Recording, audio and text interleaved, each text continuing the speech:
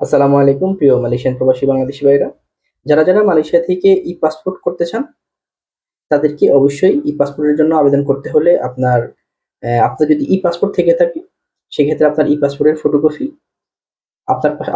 আপনার সাথে যদি ই-পাসপোর্টটি না থাকে, আপনি যদি শুধু ফটোকপি দিতে করতে চান, সেক্ষেত্রে আপনাকে অবশ্যই একটি পুলিশ রিপোর্ট করতে হবে।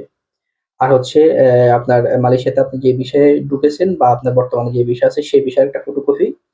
আর সাথে হচ্ছে আপনি বাংলাদেশ থেকে এই পাসপোর্টটা করার সময় আপনার যেটা দিয়ে যে ডকুমেন্টটা দিয়ে করেছেন, জন্ম নিবন্ধন দিয়ে করে থাকলে জন্ম নিবন্ধন, অথবা ভোটার আইডি কার্ড দিয়ে করে থাকলে ভোটার আইডি কার্ডের ফটোকপি।